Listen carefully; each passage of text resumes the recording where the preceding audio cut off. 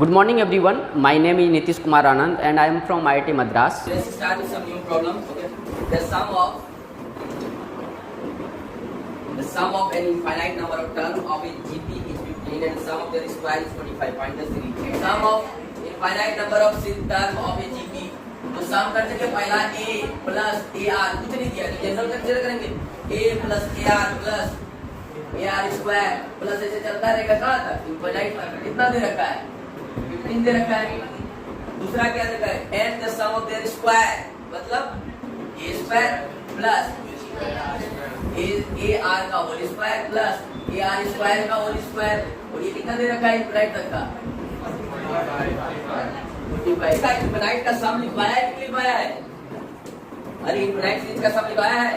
क्या होता है यहाँ से सीधा अब बोलोगे सर आर क्या लेंगे, आर का तो पता ही नहीं है ना, आर कैसे लेंगे? डिफरेंट आर पे अलग अलग अपने को मिला है।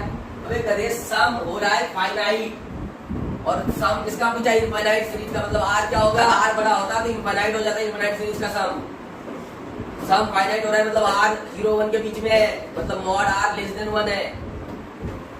मॉड आर लेस देन 1 रहता है क्या हो जाता है a अपॉन 1 माइनस आर। कितना दे रखा है? ये पूरे का सम है, ये कितना दे रखा है 50 और दूसरे वाले का a क्या है a स्क्वायर माइनस r क्या है r स्क्वायर। कितना है 45। डिवाइड कर देंगे दोनों को a स्क्वायर से a स्क्वायर कुछ तो कटेगा, एक a कटेगा कि नहीं कटेगा? अरे तो स्क्वायरिंग कर दो, तुमको क्या कर दो इसको पहले स्क्वायरिंग कर देंगे, इसको स्क्वायरिंग कर दे क्या इससे बेनिफिट क्या मिलेगा, ऊपर a स्क्वायर बन गया नीचे 1 minus r square equal to 15 square. और अब देखो ये क्या हो गया a square divided by 1 minus r square equal to 45। अब डिवाइड करेंगे, जैसे अब डिवाइड करेंगे तो फायदा क्या होगा a स्क्वायर से निपट जाएगा, ये ऊपर वो नीचे तो 1 minus r square divided by 1 minus r का होल स्क्वायर इक्वल टू ये सीधा कितना हो जाएगा 15 into 15 डिवाइडेड बाय 45, ये 3 टाइम्स में ये 5 टाइम्स में तो हो गया क्या, इसको क्या लिख सकते हैं 1 minus r into 1 plus r, ये इसको निपटा देगा। यहाँ क्या बचेगा 1 माइनस आर, तो 1 plus r divided by 1 minus r equal to 5। Cross multiply करके डिसॉल्व कर सकते क्या, तो दो जोड़ी का चीज था तो 5 से मल्टीप्लाई करो तो 1 प्लस इससे क्या आएगा 1 plus r equal to 5 minus 5 r, ये 6 आर इक्वल टू 4, आर कितना निकल गया 4 बाई 6 मतलब 2 बाय 3, 2 बाय कितना निकला साफ दिख गया। आर का मॉड जो है लेस देन 1 है कि नहीं है, आर निकल गया ए नहीं निकलेगा, पटक देंगे यहाँ उस वाले में। अब देखो क्या दिया हुआ है a अपॉन 1 माइनस आर कितना दे रखा है 50, तो a अपॉन 1 माइनस आर कितना निकला है 2 बाय 3।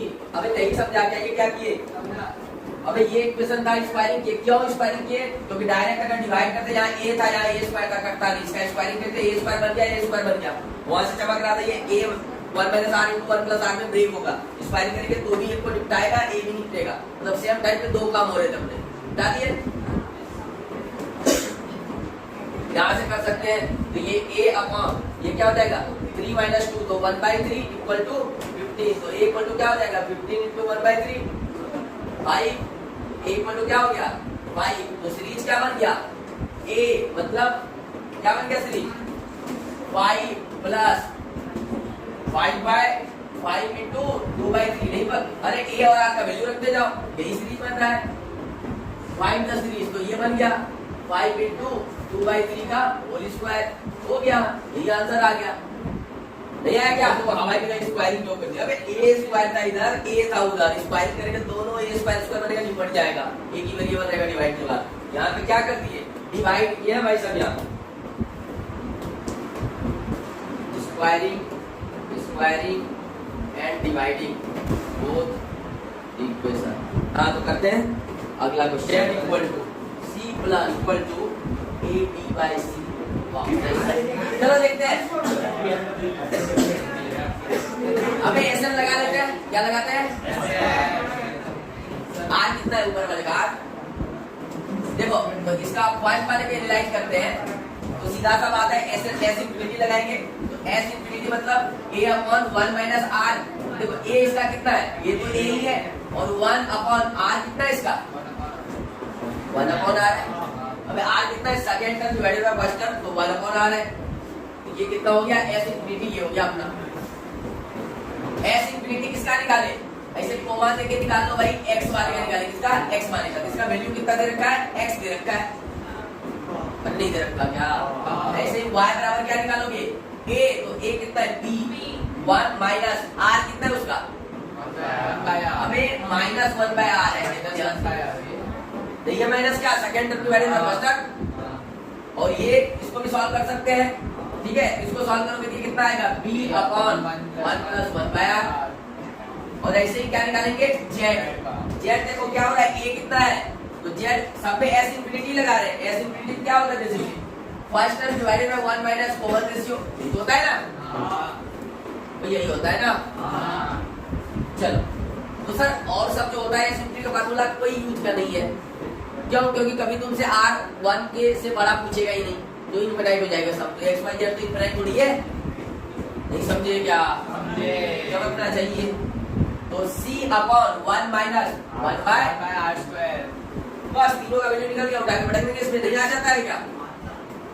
तो देख लो x को थोड़ा और सॉल्व करते हैं, तो r कॉमन लेते हैं, तो r ऊपर जाएगा, a r divided by 1 minus r, sorry r minus 1, y क्या होता है, b r upon r plus 1, z क्या होता है, c r upon r square minus 1, अब यही होगा क्या, स्क्वायर जाएगा, तो अब x y कर देंगे, तो x y multiply divided by z, तो x y बाय z, ये तो प्रूव करना है, x y रख देंगे, x कितना है, a r divided by r minus 1 into y कितना है, b r divided by r plus 1, अब whole divided by c r square divided by r square minus 1, तो कुछ जमा क्या होगा, फिर r स्क्वायर माइनस 1 इस दोनों का मल्टीपल है, कट गया, r स्क्वायर r से कट गया, क्या आ गया, a b बाय c। अबे इतना सा नहीं हो रहा था क्या, जीपी का हाइलाइट देखेंगे, क्या देखेंगे, जीपी का हाइलाइट्स, इसका पहला हाइलाइट देखेंगे।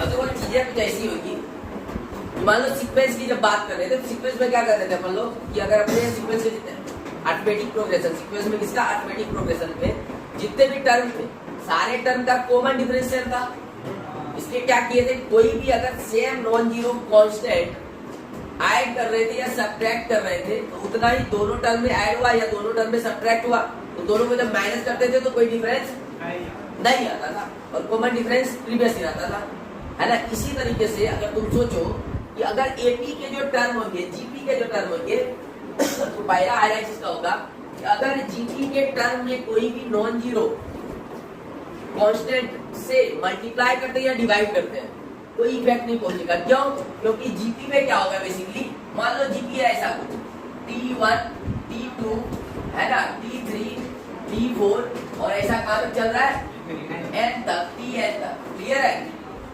अब क्या करते हैं कि इसको हम किसी के कोई नॉन जीरो मान लेते हैं, नॉन जीरो कांस्टेंट है, क्या है, नॉन जीरो कांस्टेंट है, तो जैसे के नॉन जीरो कांस्टेंट लिए, तो अगर इसे मल्टीप्लाई करते या डिवाइड करते हैं, तो अपना जो जीपी का जो बन जाएगा प्रोग्रेशन, जीपी कैसा बन जाएगा, न्यू जीपी कैसा बन जाएगा, के t1 के t2, क्या बन जाएगा, के t2 के t3 के t3, और ऐसे चलता जाएगा के tn।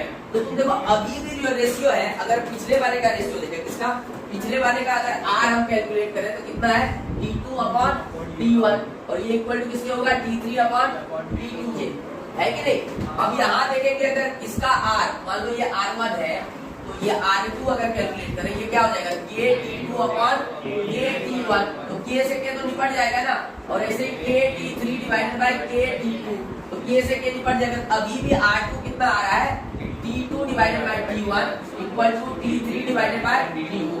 तो अपन यहाँ से देख सकते हैं बेसिकली जो सर r2 है और r1 है, ये मल्टीप्लाई करने से कोई इफेक्ट आया क्या, नहीं आया, करेक्ट। तो अगर के नॉन जीरो है तो मल्टीप्लाई करने से इफेक्ट नहीं आएगा। अब डिवाइड कर लेते हैं, अगर मान लो कि नया जीपी ऐसा क्रिएट करते हैं डिवाइड करके, कैसे करके, ये इसको डिवाइड करके क्रिएट कर रहे हैं और इसको किससे मल्टीप्लाई करके, ओके। तो तुम यहाँ से देखोगे कि डिवाइड करके अगर करते हैं तो भी कोई इफेक्ट नहीं आएगा, क्योंकि क्या बन जाएगा, t1 अपॉन के, t2 अपॉन के, t3 अपॉन के, और इसी तरह चलता रहेगा कहाँ तक, tn अपॉन के तक। तो तुम इसका अभी भी निकालोगे r, तो मान लो ये r3 कैलकुलेट कर रहे हो, क्या आएगा, t2 अपॉन के डिवाइडेड बाय t1 अपॉन के, ये से के निपट गया, अभी भी ये t2 अपॉन t1 ही है, और ये इक्वल टू r ही है, तो बेसिकली क्या बोलेंगे, अगर कोई भी जीपी है उसमें उसके सारे टर्म में कोई भी नॉन जीरो कांस्टेंट के से मल्टीप्लाई करें उसके सारे टर्म को या डिवाइड करें, जीपी विल नॉट चेंज। ये क्या जीपी चेंज नहीं होगा। हाँ ये अलग बात है, उसका सम चेंज हो जाएगा, सम उसका चेंज हो जाएगा क्योंकि ये टाइम से मल्टीप्लाई किया, बेसिकली तुम ऐसे बोल सकते हो कि ये कॉमन लेके सर उसका सम के टाइम्स हो जाएगा, और के टाइम अगर डिवाइड किया तो उसका सम क्या हो जाएगा, के टाइम्स हो जाएगा डिवाइड। क्लियर है? लेकिन जीपी ही रहेगा, जीपी चेंज नहीं होगा। समझ गए ना? प्रोग्रेशन अभी भी ये पहला हाईलाइट है, तो भाई साहब पता होना चाहिए। छाप है कि कोई भी नॉन जीरो कांस्टेंट के से मल्टीप्लाई करें या डिवाइड करें जीपी पे असर नहीं पड़ेगा, वो असर पड़ेगा आई मीन वो अभी भी जीपी में रहेगा। ठीक है ना? अभी भी रिजल्टिंग सीक्वेंस क्या रहेगा, वो जीपी में ही रहेगा।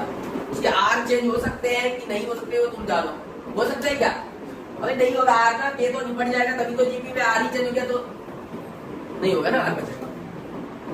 समझे क्या? सेकंड क्या है, बोल रहा है कि सेम तरीका, ये भी डिफरेंट नहीं है। मान लो ये अपना ऐसा कुछ आ गया, मान लो T1, T2, T3 और ऐसे ही अप टू Tn जो है ये किसमें है, ये किसमें है, जीपी में। अगर इसके सारे टर्म का सेम पावर से रेज कर दिया जाए, सारे टर्म को सेम पावर से क्या करता है, रेज कर दिया जाए, मतलब इसका पावर ऐसा बना दिया जाए, T1 क्यूब कर दिया जाए, T2 क्यूब कर दिया जाए, T3 क्यूब कर दिया जाए, तो अभी भी जो रिजल्टेंट जो जीपी रहेगा, ये रिजल्टेंट जो रहेगा सीक्वेंस, ये अभी भी क्या रहेगा, जीपी। बोलो सर ऐसा क्यों रहेगा, तो देखते हैं। तो मान लो कि इस वाले का क्या था, आर था, ये T2/T1 है, और इस वाले का आर का बात करें तो ये कितना है, तो इसका आर 1 मान लेते हैं, इसका आर 2 मान लेते हैं, इसका है क्या T2 क्यूब बटे T1 क्यूब। अब इससे देखो, और ये किसके इक्वल होना चाहिए, T3 cube divided by T2 cube के, और ये किसके T3/T2। अब तुम देखोगे अगर सेम पावर से रेज किया गया है तो T2/T1 का जो क्यूब होगा है ना, ये किसके इक्वल होगा, T3/T2 के क्यूब के इक्वल। अब तुम देखोगे यहाँ से कि अगर ये जीपी बन रहा है तो ये आर है बेसिकली, तो बेसिकली ये क्या है, R1 स्क्वायर है, और ये भी क्या है, R1 स्क्वायर है, और R1 क्यूब है, और ये भी R1 क्यूब है। नहीं समझे क्या? अरे T2/T1 ये तो जीपी में था ना, इसका रेशियो R1 था, T3/T2 इसका रेशियो R1 था, तो हम नया जो R2 बनाए ये सीक्वेंस बोले कि इसका सेम पावर रेंज करती है, कितना रेंज करती है, 3, सारे टर्म का पावर 3 रेंज करती है। तो जो नए वाले का कॉमन रेशियो निकाल रहे हैं, नए वाले का क्या निकाल रहे हैं, कॉमन रेशियो जो निकाल रहे हैं अपन, तुम देख सकते हो T2 cube divided by T1 equal to T3 cube divided by T2 cube होना चाहिए। तो जैसे T2/T1 का होल क्यूब लिख सकते हैं, इसको क्या लिख सकते हैं, T3/T2 का होल क्यूब लिख सकते हैं, और T2/T1 क्या है, बेसिकली R1 है, और ये तो आपस में इक्वल ही है, तो R1 क्यूब या R1 क्यूब हो गया फिर से। तो नया जो बना जो भी अपना रेशियो, ये तो अभी भी इक्वल ही है ना, रेशियो इक्वल है, इसका मतलब ये किसमें है कि नहीं? और कॉमन रेशियो चेंज हो सकते हैं भाई साहब, इसका कोई दिक्कत वाली बात नहीं है। तो ये सेकंड हाईलाइट है, ओके, छाप लो, समझिए क्या सेकंड? अरे बहुत आसान है ना, बोल रहे कि अगर जीपी में कभी ऐसा तुमको दिमाग ये सब अप्लाई काम करेगा, प्रॉब्लम में अप्लाई करता है, तुमको कोई दे देगा, बोलेगा ये वाला जो सीक्वेंस है ये जीपी में, और दूसरा दीजिएगा सीक्वेंस ऐसा कि सबका पावर सेम से रेंज क्या हुआ है, और बोलेगा बताओ इसका सम क्या होगा, है ना, इसका इनफाइनाइट सम क्या होगा। तो वहां से दिमाग में चलेगा ये जीपी में है तो वो वाला भी जीपी में होगा, सीधा जीपी अप्लाई करेंगे, काम खत्म करेंगे। क्लियर है? ये सारी हथकंडे तुम्हें अप्लाई करने। अब जैसे बात करते हैं ना, जैसे उसमें 3 टर्म 4 टर्म लिए थे ना, यहाँ पे भी 3 टर्म 4 टर्म लेना पड़ेगा। कौन से? Constitutive term. कौन से? Constitutive term. तो यहाँ पे कैसे सेलेक्ट करेंगे, क्या दो हाईलाइट लिखते हैं, क्या लेना चाहिए 3 टर्म? तो AR स्क्वायर टू ले नहीं सकते, लेकिन ऐसा टर्म लेके जो अपना वेरिएबल रिड्यूस हो जाए। उसमें क्या लिए थे? डिफरेंस वाला, क्योंकि ऐड करने के बाद खत्म हो जाता था। इसमें क्या लेंगे? इसमें सम करने तो कोई फायदा ही नहीं होगा, इसमें मल्टीप्लाई डिवाइड का पंगा सोचेंगे। ऐसा कुछ लेंगे मल्टीप्लाई करने के बाद क्या हो जाए, खत्म हो जाए कहानी। एक लेंगे A/R, एक लेंगे A और AR। चलो देखो, तो हम नंबर ऑफ टर्म के बारे में बात कर रहे थे, किसके बारे में बात कर रहे थे? अगर number of term in GP का बात करें, 3 टर्म कैसे लेंगे, 4 टर्म कैसे लेंगे, 5 टर्म कैसे लेंगे, इसके बारे में बात करते हैं। तो टर्म को सेलेक्ट करने के लिए एक तो जनरल तरीका होगा, क्या क्या होगा, ए आर स्क्वायर ले लें। अगर तीन टर्म बोले तो क्या ले लें, ए आर स्क्वायर। लेकिन वही वाली बात हो गई कि जो अपन सीक्वेंस में काम किए थे उसको ध्यान में रख के करना है, ठीक है ना। तो थर्ड हाइलाइट्स क्या होगा, बेसिकली अगर तुमको सेलेक्ट करने हो जब भी टर्म, तो ऐसे टर्म सेलेक्ट करेंगे जो कि हमारा कैलकुलेशन को इजी कर देंगे। जैसे मान लो ए आर और ए आर स्क्वायर लेते हैं। अगर 3 टर्म जीपी का बात करें, इसका 3 टर्म इन जीपी का बात करें, तो अगर ये तुम सेलेक्ट करते हो, अगर तुम ये सेलेक्ट करते हो, ठीक है, तो देखो बेसिकली अगर तुम सम करते हो तो कोई दिक्कत नहीं, मल्टीप्लाई करते हो तो भी मतलब कोई यूजफुल नहीं मिलेगा अपने को फायदा कुछ। लेकिन कुछ अगर ऐसा सेलेक्ट करते हैं, क्यों, क्योंकि अपने को वेरिएबल कम करना है। जैसे याद करो कि a plus D, a minus D और a का जब सेलेक्ट किए थे, सम करने के बाद क्या हो रहा था, d निपट रहा था। ऐसा ही तुम सेलेक्ट करो जीपी में कि मल्टीप्लाई या डिवाइड करने के बाद कुछ निपट जाए। जैसे तुम अगर बोलोगे सर अगर इसको a बाय आर, ए और ए आर अगर लेते हैं, अभी भी जीपी का रेशियो जो है देखो आर में सारे टर्म का है कि नहीं। Second term divided by first term करो, बेसिकली क्या हो रहा है, ए बाय आर, ए से निपट गया तो क्या हो गया, आर ही हो गया। ये T1 है, ये T2 है और ये T3 है, और T3 अपॉन T2 करो ये भी आर रहेगा। T3 अपॉन T2 करोगे तो ए आर डिवाइडेड बाय ए, तो अभी भी आर ही है कि नहीं।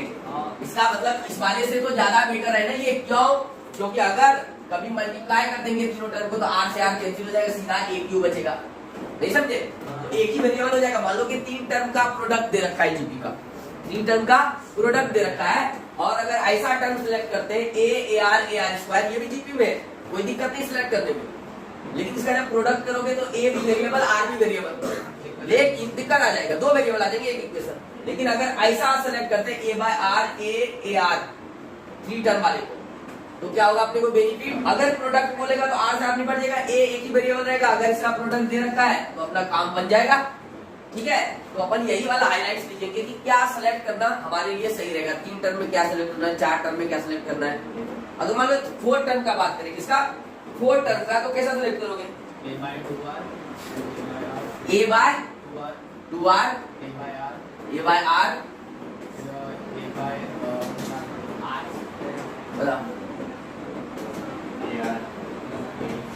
अब एक गणेश में जब भी सिलेक्ट करेंगे तो रेशियो के साथ खेलना पड़ेगा। किसके साथ, रेशियो। मान लो कि a by r square, a by r, a r और ए आर स्क्वायर, अगर ऐसा करते अभी भी क्या ये जीपी में है, अरे है या नहीं। तो जब भी इवन चलेगा, क्या चलेगा, इवन नंबर ऑफ टर्म, तो ऐसा सिलेक्ट करेंगे कि जितना इधर हो उधर भी उतना बने। तो देखो अभी भी रेशियो अगर इतना अपॉन, अगर मान लो T2 अपॉन T1 करते हैं तो a by r upon a by r square, तो a से ये कट गया, आर स्क्वायर बाय आर, अभी भी क्या आ रहा है, आर आ रहा है। इतना बाय इतना करेंगे तो भी डायरेक्ट दिख रहा है, आर आ रहा है। तो 4 टर्म अगर सिलेक्ट करेंगे तो ये करेंगे, और मल्टी प्रोडक्ट अगर दिया रहेगा, जनरली प्रोडक्ट देगा। जीपी में एपी में सम देता है और जीपी में जनरली क्या देगा, प्रोडक्ट। तो ये पूरा आर क्यूब निपट जाएगा इससे, समझ रहे हो बात को। तो अगर ऐसा टर्म सेलेक्ट करेंगे, ऐसा टर्म सेलेक्ट करेंगे तो अपने को बेनिफिट है। जब भी 3 वैल्यूएटिव टर्म इन जीपी का बात करें तो ए बाय आर, ए और ए आर सेलेक्ट करेंगे। जब भी एनी 4 का बात करें, किसका, any 4 consecutive term in GP का बात करें तो ऐसा इसमें कैसा सेलेक्ट करेंगे, a by r square, a r, या ए बाय क्या बोलोगे, a by r comma a r और ए आर स्क्वायर। और ऐसे 5 बोलोगे तो कर लोगे तुम, 5 6 सब ऐसा करना है कि जितना इधर रहे ए के उतना इधर रहे।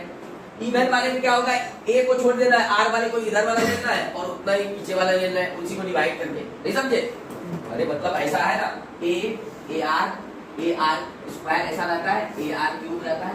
अगर तुमसे बोले 3 टर्म, तो 3 टर्म में मतलब ए लेंगे एक, और ऑड वाले में हमेशा ए को कंसीडर करना, और जितना इधर ले ले उतना इधर ले लेना। 3 बोलेगा एक तो ए लेंगे और एक ए आर लेंगे। अब सिंपल बनाने के लिए क्या करेंगे, अगला टर्म ए बाय आर, इसी से डिवाइड करके बना लेंगे, क्यों, क्योंकि मल्टीप्लाई करेंगे तो कैंसिल आउट होना चाहिए। अगर 4 टर्म बोलेगा तो 4 टर्म में क्या करेंगे, अब ए नहीं लेंगे, अब ए नहीं लेंगे, तो इवन वाला जब भी कंज्यूगेटिव टर्म बोले तो ए मत लेना। क्यों? क्योंकि प्रोडक्ट करके अगर कटना है और अगर इवन टर्म है तो आर वाला तो टर्म आएगा ही आएगा, तो जितना आर वाला आएगा उतना ही अपोजिट वाला लेंगे। तो ए आर लेंगे, ए आर स्क्वायर लेंगे, 2 ले लिए, और 4 बोला है तो 2 इसी का लेंगे, ए बाय आर और ए बाय आर स्क्वायर। नहीं समझे क्या? अगर तुझे बोलेंगे 5 टर्म लेने के लिए, क्या लेने के लिए? 5 टर्म, तो पहले 5 टर्म जैसे लेंगे तो इवन हो गया, और हो गया, इसका मतलब ए को अब लेंगे। अब ए लेंगे तो 2 और आगे ले लेते, 2 पीछे ले लेंगे, क्या हो जाएगा? A by r square, a by r, a r square. नहीं समझे क्या? क्लियर है? ये तरीका है लेने का, ये हाईलाइट से तरीका। मान लो 4 टर्म लिए तो जीपी में आ रहा है कि नहीं, इसको इससे डिवाइड किया कितना आया? A by r divided by a by r square किया तो कितना आया? आर आया। इसको डिवाइड किया तो आर क्यों आ रहा है क्या? अरे T2 a by r, GP में चेक कर लेंगे, a by r divided by क्या करेंगे? A by r square. A तो कर दिया, कितना आया? आर। और अगर इतना बाय इतना करते हैं, ए बाय आर करते हैं तो ये कितना हो गया? R square. मतलब ये टर्म जीपी में बना है क्या? नहीं बना है। तो क्या करेंगे? और पावर 1 बढ़ा देंगे तो कितना आ जाएगा? A by r cube. नहीं समझे? और ये ए बाय आर। तो अब देखते हैं कितना आ रहा है, अपन पूरा चेक कर लेंगे, जीपी में तो होना ही चाहिए। हाँ, तो इधर से कितना क्यूब करना पड़ेगा, बस क्या करना पड़ेगा? क्यूब करना पड़ेगा। अब देखो जीपी में है क्या, देखो ध्यान से, तो a by r divided by a by r cube. Basically ये किसमें जा रहा है? ए बाय आर में डिवाइड, ये तो कट गया, आर क्यूब में सीधा डालो ना, r cube divided by r, क्या आ गया? R square. इस बारे में साफ दिख रहा है, आर स्क्वायर है, इस बारे में आर स्क्वायर। तो 4 टर्म लेंगे तो ए बाय आर क्यूब लेंगे, ए बाय आर लेंगे, ए आर लेंगे और ए आर क्यूब। और लॉजिक अपना वही रहेगा, लॉजिक पुराना नहीं होगा, वही ए r square, a r cube, है ना? और ऐसे करते रहेगा। अब अपने को ऑड लेना है, और में ये हमेशा ध्यान रखना, ए वाला को लेंगे और जितना इधर जाएंगे उतना पीछे जाएंगे, और कॉमन रेशियो भाई साहब सेम होना चाहिए। तो ए आर अगर गए तो अगला क्या जाएंगे? ए बाय आर जाएंगे। अभी देख लेंगे इसका सेम सेम आ रहा है कि नहीं रेशियो, इसका a divided by a by r आ रहा है, इतना बाय इतना आर आ रहा है, मतलब 3 टर्म ये सही है। 4 टर्म पे बात आई। अब क्या करेंगे? अब अपने लॉजिक डेवलप करेंगे, अगर 4 टर्म लेंगे और उसमें ए रख दिए तो 3 टर्म में आर तो आएगा, तो आर तो बच जाएगा ना, इसका मतलब ए वाला टर्म नहीं लेंगे। अब क्या लेंगे? तो 2 टर्म ये ले लेंगे, 2 टर्म ये ले लेंगे, तो उसका काउंटर लेंगे तो ए बाय आर और ए बाय आर स्क्वायर। लेकिन यहाँ पे फिर से रेशियो चेक करेंगे, जैसे रेशियो चेक करेंगे दिखेगा कि ये दोनों का रेशियो तो आ रहा है कितना? आर स्क्वायर, और ये दोनों का रेशियो कितना आ रहा है? सॉरी, इसका रेशियो ये आर आ रहा है, ये आर स्क्वायर आ रहा है, मतलब कुछ लोचा है। इसको बैलेंस कर देंगे तो एक पावर क्या कर देंगे? बढ़ा देंगे, 1 बाय आर क्यूब कर देंगे, 1 बाय आर, तो अब ये आर स्क्वायर हो गया। अब ये आर स्क्वायर हुआ कि नहीं हुआ? तो एक अब इसी का काउंटर लेंगे, एक ए बाय आर का काउंटर क्या हो जाएगा? A R. जब मल्टीप्लाई करेंगे ये इससे निपटेगा, और इससे निपटने के लिए इस वाले को लेना पड़ेगा, ना कि इस वाले को। समझ रहे हो क्या? इस वाले को लेना पड़ेगा, ए बाय आर क्यूब को काउंटर करने के लिए ए आर क्यूब वाले को लेना पड़ेगा। अपना टर्म क्या हो जाएगा? ये हो जाएगा। समझ गया क्या? अपने को मल्टीप्लाई करके आर को निपटाना है, वैसे टर्म सिलेक्ट करना है। जब भी इवन आएगा तो ए नहीं लेंगे, जब भी ऑड आएगा तो ए वाला लेंगे, बस। क्लियर? कॉमन रेशियो सेम होना चाहिए, करते रहेंगे। अगला हाईलाइट बोलते हैं, ये हो गया ना 3 तक। 4 पे जाते हैं। अब मैं क्या बोल रहा हूँ कि अगर मैं जनरल टर्म लिखूं जीपी का, क्या लिखूं? जनरल टर्म जीपी का लिखूं, तो ये कैसा दीजिएगा? अपने को दिखता है a r square, a r cube, a r to the power 4, और डॉट डॉट डॉट ऐसे चलते रहता है, last a r to the power n-1। इसके पहले वाला a r to the power n-2, इसके पहले वाला a r to the power n-3, इसके पहले वाला a r to the power n-4। अब ध्यान से थोड़ा देखो, इसमें कुछ ऑब्जर्व हो रहा है क्या? अगर कुछ ऑब्जर्व हो रहा है, जैसे याद करो, हम अगर एपी का बात कर रहे थे तो एपी में क्या हो रहा था बेसिकली कि फर्स्ट टर्म और लास्ट टर्म का सम सेम आ रहा था, सेकंड का और सेकंड लास्ट का सम क्या आ रहा था? सेम आ रहा था। ऐसे मतलब स्टार्टिंग से जिस नंबर का टर्म पकड़े, अगर एंड से भी उसी नंबर का टर्म पकड़े, दोनों का सम क्या होता था? सेम होता था। यहां से ऑब्जर्व करो, अगर तुम स्टार्टिंग वाला पकड़ो और एंड वाला पकड़ो, कौन सा? एंड वाला, इसका प्रोडक्ट अगर तुम प्रोडक्ट का बात करोगे, प्रोडक्ट कितना आ रहा है, a into a r to the power n minus 1, product करेंगे तो कितना हो गया, a square r to the power n minus 1 आ रहा है क्या। अब सेकेंड को पकड़ो और सेकेंड लास्ट को पकड़ो, तो क्या a r into a r to power n minus 1, तो यहां से देखो a square r to the power n minus 1 same आ रहा है क्या, अरे नहीं आ रहा है क्या, मतलब ये इतना आ रहा है। तो इसका मतलब ये हुआ कि अगर अपने पास T1 है, T2 है, T3 है और ऐसे ही कहां तक है Tn तक, और ये Tn माइनस 1 है बेसिकली, तो स्टार्टिंग वाला टर्म और इन वाला टर्म का प्रोडक्ट जीपी में हमेशा एक कांस्टेंट वैल्यू देती है। क्या देती है, जैसे एपी में सम देता था, स्टार्टिंग और इंड का सम देता था, ये क्या देता था, प्रोडक्ट। अगर स्टार्टिंग से सेकंड और इंड से सेकंड लास्ट पकड़ेंगे तो उसका प्रोडक्ट सेम आएगा।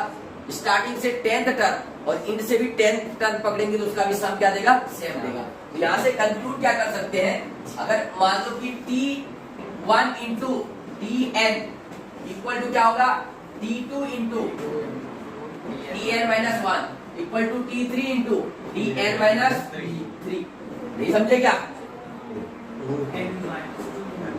क्लियर है।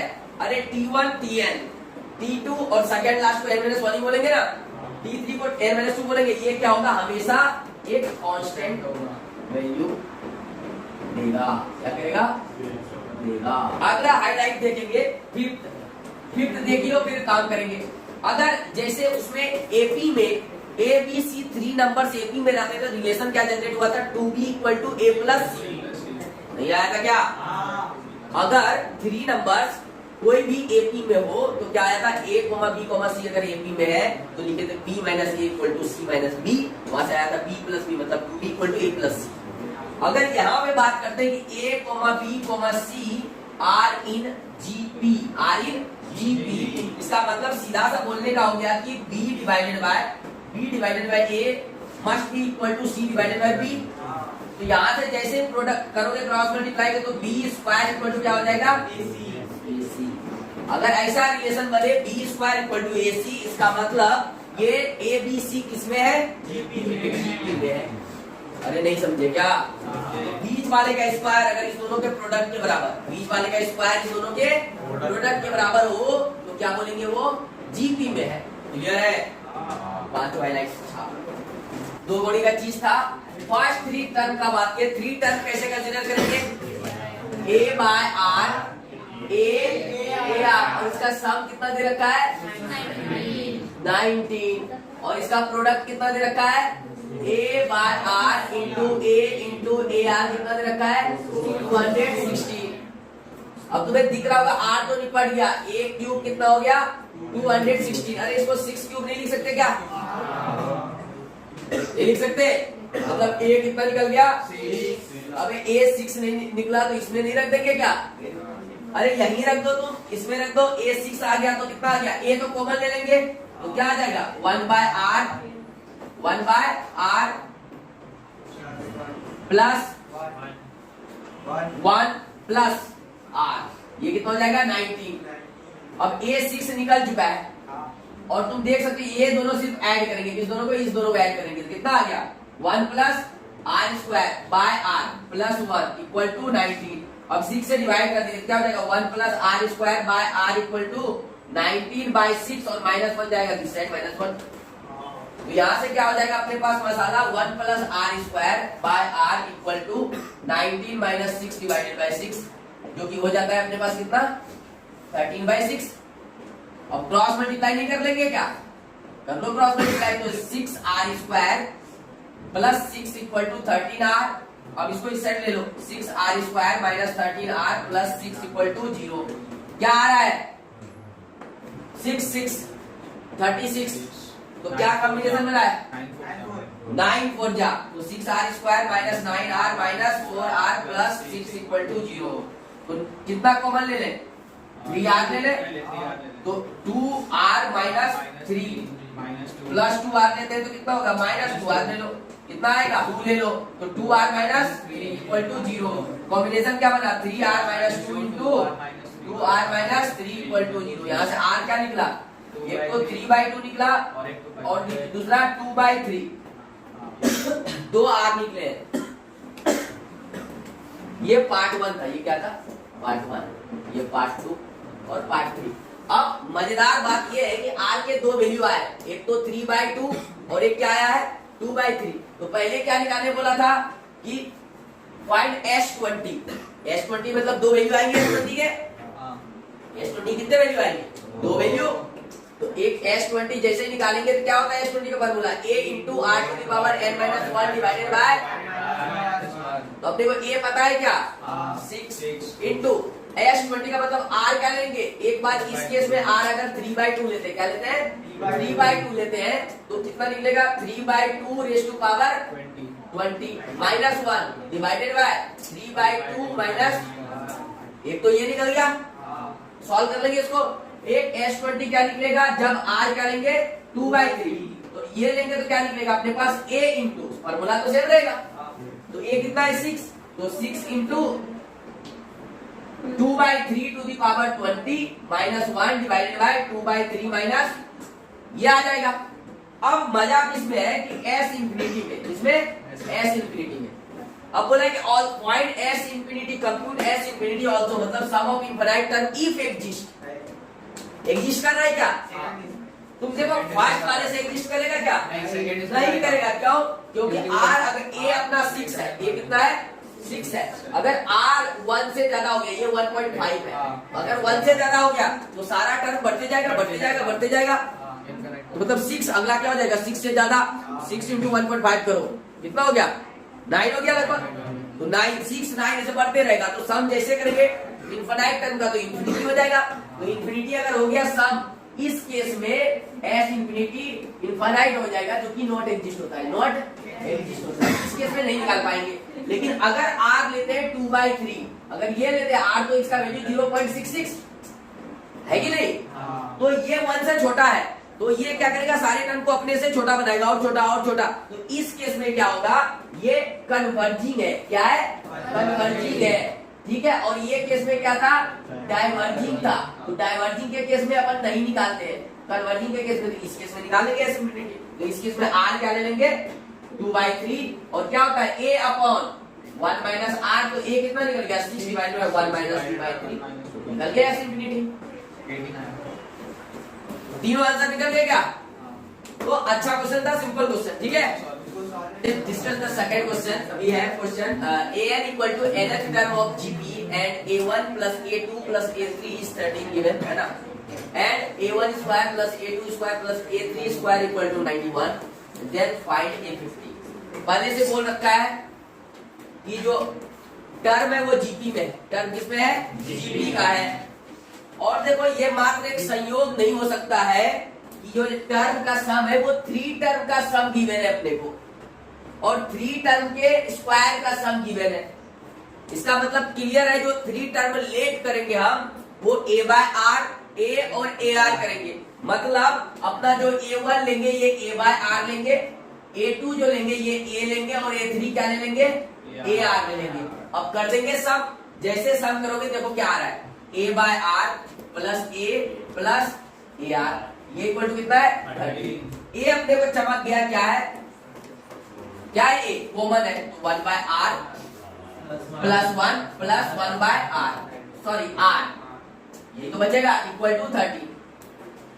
ये एक चीज चमका। दूसरा अपने पास क्या दिया हुआ है? उसके स्क्वायर का सम दिया हुआ है। तो a square by r square plus a square plus a square r square equal to 91। यहां से भी चमका कि a स्क्वायर बाय कॉमन ले लेते हैं, 1/r square plus 1 plus r square equal to 91। अब आता है कि कैसे सॉल्व करें। तो एक दिमाग में ख्याल आया कि दोनों को स्क्वायरिंग कर दें। क्या कर देते हैं? स्क्वायरिंग कर देते हैं, डिवाइड मारेंगे, a निकल जाएगा, r कुछ बचेगा, कर लेंगे कुछ तो क्रॉस मल्टीप्लाई कर लेंगे। एक अप्रोच क्या डेवलप होता है? सबसे पहला अप्रोच तो डेवलप होता है कि भाई साहब क्या करते हैं, इधर अपने को दो वेरिएबल, दो अननोन है, अगर इसको स्क्वायरिंग कर लेते हैं, इसको इक्वेशन फर्स्ट को, तो अपने पास क्या आएगा? a square into 1/r plus 1 plus r का होल स्क्वायर इक्वल टू 160। अरे 13 स्क्वायर कितना होता है? अब बोलेंगे कि अपने पास जो ये दूसरी वाली इक्वेशन है, इस इक्वेशन को डिवाइड मार देंगे, क्या कर देंगे? डिवाइड मार देंगे, तो इसको उससे या उसको इससे डिवाइड कर देंगे, इसी में उससे डिवाइड करते हैं तो क्या हो जाएगा, तो यहां से देख सकते हो कि a square into 1/r plus 1 plus r का whole square equal to 169 divided by a square into 1/r square plus 1 plus r square, है कि नहीं, डिवाइडेड बाय 91। तो यहां से देखेंगे ए दोनों निपट गया, एक ही वेरिएबल बचा है, ये दोनों कट रहा है क्या, ये 7 टाइम्स, ये 13 टाइम्स, ये बेसिकली कितना आ गया 13/7। अब देखो क्रॉस मल्टीप्लाई कर लेंगे तो काम बन जाएगा, नहीं होगा क्या, अरे क्रॉस मल्टीप्लाई करेंगे तो काम नहीं होगा क्या, इसको ओपन कर देंगे और क्रॉस मल्टीप्लाई कर लेंगे। बोलोगे सर इसको कैसे ओपन करेंगे, तो बोलेंगे इस दोनों को एक कंसीडर कर लेना, इस दोनों को एक कंसीडर कर लेना, तो a प्लस बी का होल स्क्वायर हो जाएगा, ये भी a प्लस बी का होल स्क्वायर हो जाएगा। तो इससे भी आगे बढ़ सकते हैं। अप्रोच 2 अपन क्या लगाएंगे कि अपने को यहां चमका भाई साहब 1/r स्क्वायर है, r स्क्वायर है मतलब 1/r का होल स्क्वायर, r स्क्वायर और 2ab। अपने को ऐसा लगा कि ये 1/r का अगर होल स्क्वायर लिखे और ये हो जाएगा अपना b स्क्वायर, क्या हो जाएगा r स्क्वायर मतलब b स्क्वायर हो जाएगा, 2ab का जरूरत है। और 2ab अगर ध्यान से देखेंगे तो 2 इंटू a कितना है 1/r plus into r, r को r से निपट जाएगा, 2 चाहिए अपने को एक्स्ट्रा, बोलेंगे +1 है तो +1 और -1 कर देते हैं अंदर में, +1 -1 अंदर में कर देते हैं, ऐसा नहीं कर सोच सकते क्या, सोच सकते हो। इससे क्या होगा अपने को फायदा, ये वाला पूरा मसाला 1/r प्लस r का होल स्क्वायर बन जाएगा अंदर में, और ये चीज अपन यहां से निकाल सकते हैं, नहीं निकाल सकते क्या। तो अपन फर्स्ट अप्रोच के बाद सेकेंड अप्रोच कैसे अपन सोचे, यही चमका अपने अंदर यही कि भाई साहब इधर 1/r और ये r है तो r प्लस 1/r है, उधर r प्लस 1/r का होल स्क्वायर बना देते हैं। तो दूसरा अप्रोच यही अपने पास चमका, इस चीज पर काम करना शुरू करते हैं। फर्स्ट अप्रोच को मैं डिलीट कर रहा हूं, ठीक है। तो अपन यहां से देखिए कि कैसे चमका, वो बात देख लीजिए 1/r। तो हम क्या कहिए कि 1/r प्लस r का वैल्यू फाइंड कर लेते हैं, क्यों, क्योंकि यहां से वही चीज बनेगा, तो a स्क्वायर इंटू ये क्या बन जाएगा, अगर जैसे ही अपने मन से अगर इसमें क्या करें +1 करते हैं अंदर में और -1, तो +1 + 1 + 2 बन जाएगा, ये क्या बन जाएगा 1/r प्लस r का होल स्क्वायर -1 इक्वल टू 91। नहीं लिख पाएंगे क्या, तो देखो a square b square 2ab कैसे करोगे, 2 इंटू 1/r इंटू r निपट जाएगा, 2 बचेगा एक्स्ट्रा, लेकिन अंदर में तो 2 है नहीं, इसलिए 2 -1 कर दिया तो 1 बच गया। अब ये वाला चीज का वैल्यू अपन यहां से निकाल सकते हैं, बोलो कैसे, बोलेंगे a से डिवाइड कर देंगे, a से क्या करेंगे डिवाइड, तो क्या हो जाएगा 1/r प्लस r को एक साइड रखेंगे और +1 इधर है और इधर हो जाएगा क्या 13/a, बोलेंगे 1/r plus r equal to क्या कर देंगे 13/a - 1, ये वैल्यू उधर उठा के रख देंगे। अरे ये वैल्यू इतना इक्वल टू उतना नहीं रख पाएंगे क्या, इससे बेनिफिट क्या मिलेगा a स्क्वायर और ये वाला चीज क्या हो जाएगा 13 - a/a का होल स्क्वायर, अरे नहीं आएगा क्या 13 - a/a, एलसीएम ले लेंगे, -1 इक्वल टू 91। अब तुम देखो अगर इसका सीधा a स्क्वायर से मल्टीप्लाई करेंगे तो क्या अपने पास मिलेगा, a स्क्वायर इंटू ये तो हो जाएगा 13 - a का whole square divided by a square minus a square equal to 91, ये दोनों इससे निपट जाएगा, सॉल्व हो गया a यहां से, ये देखो सीधा सॉल्व हो रहा है, 13 स्क्वायर मतलब 169 minus plus a square minus 2ab मतलब 26a minus a square equal to कितना हो गया 91। नहीं सॉल्व कर पाएंगे ये क्वाड्रेटिक, तो क्वाड्रेटिक फाइनल क्या बन गया a स्क्वायर और ये a स्क्वायर और माइनस a स्क्वायर, तो अरे यहां से तो मजा आ गया, ये दोनों ही निपट गया, तो ये बहुत ही मजा आ गया। इसको उधर कर दो, इसको इधर कर दो, तो यहां से क्या लिख पाएंगे अपन 26a इक्वल टू 169 माइनस 91, और देखो ध्यान से ये 8 हो गया और इधर से कितना हो गया 7, और ये 26a 3 टाइम्स से निपट रहा है, ये कितना आ गया 78/26, नहीं हुआ क्या, अरे 3 टाइम्स मतलब a वैल्यू कितना निकल गया 3, a 3 निकल गया, तो a को उठा के पटक देंगे यहाँ पर, अरे a को यहाँ पटक देंगे तो r नहीं निकलेगा यहाँ से, निकाल दो, तो a को यहाँ से क्या पुट कर देंगे, a पुट करके r जल्दी बताओ, जल्दी से करो इसको फिर। अबे देखो करने के लिए तुमको लॉजिक डेवलप करना पड़ता है, ऐसे नहीं कि गधा बैल मजदूरी नहीं करना है, गधा बैल मजदूरी नहीं करना है, क्या करना है, थोड़ा चमकाना है, ये चीज है। एक तो स्पायरिंग वाला अप्रोच काम कर रहा था, दूसरा अपन सोचे कि यार 1/r प्लस r बन रहा है, इधर 1/r स्क्वायर बन रहा है, दोनों में झमेला है। और जब भी 1/r और r का कॉम्बिनेशन बनता है 2ab करेंगे तो r से r निपटेगा, मतलब कांस्टेंट, मतलब ये वही होगा ही होगा। ये अंदर से डेवलप होना चाहिए और सोचोगे तभी डेवलप होगा। ठीक है, चलो बढ़िया, लगे रहो। अब a जैसे 3 निकला, अपने पास इक्वेशन क्या था, a into 1/r plus 1 plus r equal to कितना था 13।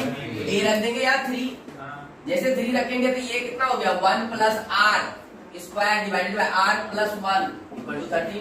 हमेशा इस 1 प्लस 1 को बाजू किसका लिया करो, क्या करेंगे, बाजू किसका लेंगे, 13 से 3 से डिवाइड, तो 1 plus r square by 3, 1 plus r square divided by r equal to क्या होगा 13/3 माइनस 1। अरे नहीं होगा क्या, एलसीएम ले लो, तो 3 गया तो 10/3, और यहाँ से क्रॉस मल्टीप्लाई कर लेंगे सीधा, क्या कर लेंगे, cross multiply, 3 plus 3r square equal to 10r, तो 3r square minus 10r plus 3 equal to 0। तो यहाँ से r क्या आएगा, अरे क्या आएगा, तो r देखो सीधा सा वेक्टर बन रहा है, r इक्वल टू निकल गया 3 और 1/, अरे नहीं निकल रहा है क्या,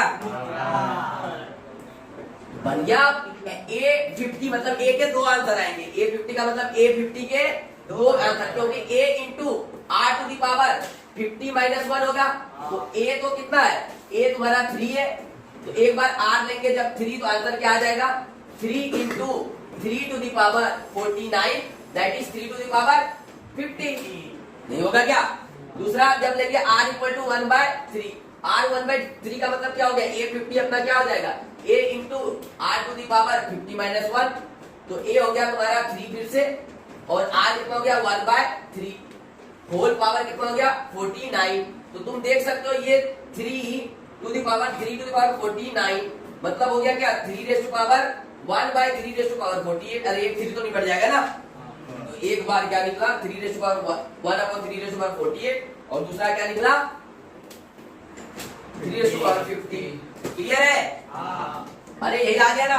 देखो जीपी में ना तुमको सॉल्व करने में भी थोड़ा दिमाग लगेगा, एपी के तरह सिंपल कैलकुलेशन नहीं होते, जीपी में तुमको थोड़ा सोचना पड़ेगा, मल्टीप्लाई स्क्वायरिंग है ना, डिवाइडिंग, टर्म का मल्टीप्लिकेशन, सब्स्टिट्यूशन, ये सारी चीजों को तुमको यूज करना पड़ेगा एक साथ, एकदम दिमाग एकदम ओपन होना चाहिए, क्या होना चाहिए, ओपन, तब चमकेगा। अब इसके बाद पढ़ेंगे क्या, इसके बाद हम लोग पढ़ेंगे कोई भी अदर सीक्वेंस जो जीपी में कन्वर्ट किया जा सकता हो। बहुत सारे ऐसे सीक्वेंस देखेंगे जिसको जीपी में दिखेगा नहीं, लेकिन कुछ करने के बाद वो जीपी में कन्वर्ट हो जाएंगे। तो नेक्स्ट क्लास में हम लोग क्या देखेंगे कि वैसे सारे, और मेन वही होता है, जीपी जो दिख गया तो सबको आता है, कर लेगा कैलकुलेशन। ऐसे सीक्वेंस देंगे जो जीपी में दिखाई नहीं देंगे, एपी में दिखाई नहीं देंगे, लेकिन कुछ मल्टीप्लाई डिवाइड कॉमन लेने के बाद वो जीपी बन जाएगा, फिर उसका सम करना सीखेंगे, उसका डिफरेंस निकालना सीखेंगे, और इसके बाद मिसलेनियस सीरीज शुरू होगा। Do like share and subscribe the video, thank you for watching, stay tuned. अगर आप जेईई एडवांस में 2023 में बेटर करना चाहते हैं तो इस चैनल पे बने रहिए, है ना।